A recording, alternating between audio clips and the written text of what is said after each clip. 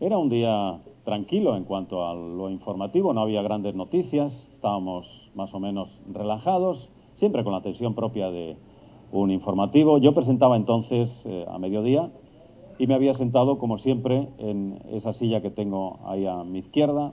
Era el mismo escenario, con algunos cambios, han pasado ya unos cuantos años, y tenía como primera información el caso Gescartera, que entonces ocupaba las primeras páginas de los periódicos, un caso de fraude.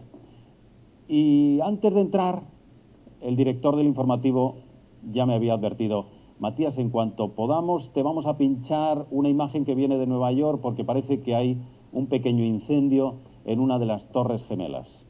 Digo, de acuerdo. Me senté y me dio tiempo única y exclusivamente de dar la primera información, el primer titular, y enseguida ya me dijo Alejandro Dueñas, que era quien dirigía aquel informativo entonces: Matías, te pinchamos en directo la imagen de Nueva York. Comenta lo que puedas, no tenemos más información. Observé lo que pasaba desde un plano lejano. Parece que hay humo, hay fuego en una de las torres gemelas de la ciudad de Nueva York. Es posible que haya sido el impacto de un pequeño avión, una avioneta, dije yo entonces, o tal vez un helicóptero de turismo o de reconocimiento o de estos aparatos que hacen fotografías.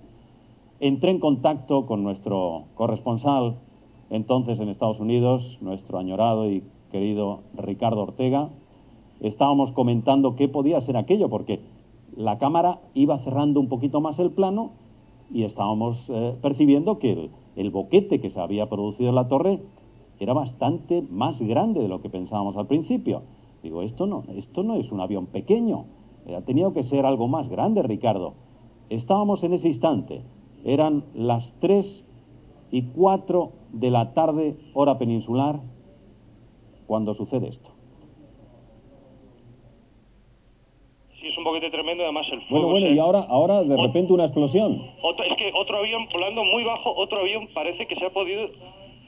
Matías, no he alcanzado a decirte lo que ocurre, pero ha habido otra explosión, sí, en efecto. Ha habido otra explosión. Lo que aprecio desde aquí, a salvo fuego y humo, no sé qué puede... La otra torre, Ricardo, la otra torre. Ha impactado en la otra torre. Y además en una zona más baja aún. Dios santo, es otro avión, parece, el que se ha estrellado en la otra torre. Parece que ha sido otro avión, esto no es... Si se confirma esta circunstancia no es casual, por supuesto. No, esto ya es un acto voluntario, vamos. Primero una torre y después la otra. Pero estamos a la espera, Ricardo, de que recibamos información, porque esto es tremendo. Es que ha podido producir una cantidad terrible de pérdidas humanas. Y así sería. Efectivamente no disponíamos apenas de noticia alguna sobre ese terrible hecho.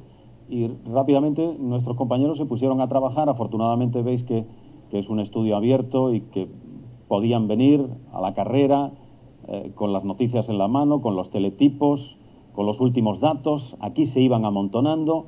Tratábamos de darle pues algún orden a lo que se iba produciendo, pero era prácticamente imposible, porque estábamos como todo el mundo que asistía en directo a esas imágenes, anonadados, ¿no?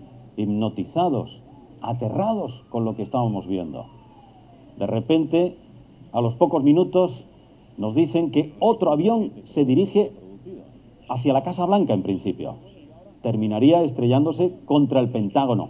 Pero otro avión más ha caído en Pittsburgh.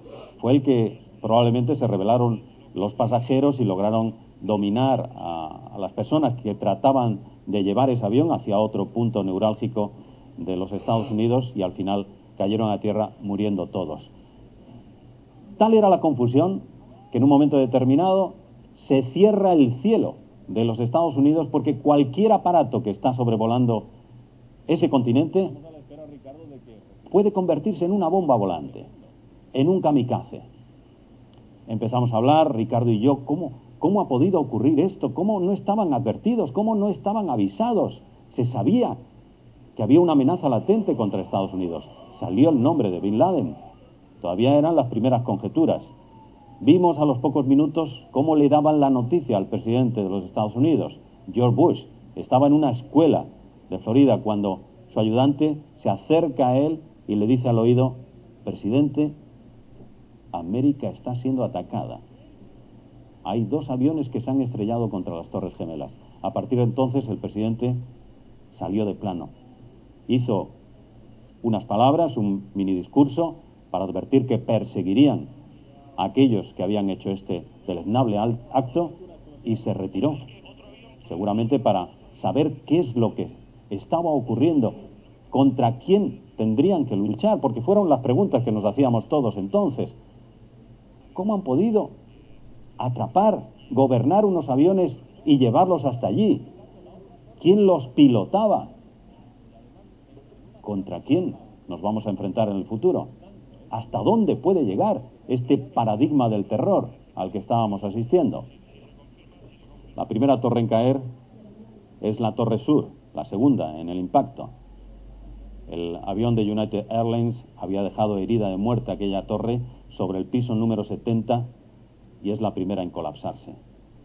30 minutos después, la que cae es la Torre Norte, que había sido atravesada también como si fuera mantequilla por un avión de United Airlines hacia el piso 90, entre el 90 y el 95.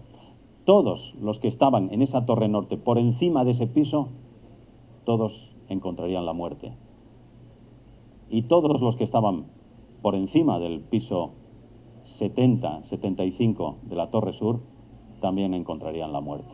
Muchas personas que habían ido allí a asistir, a intentar salvar a alguien, también perecerían.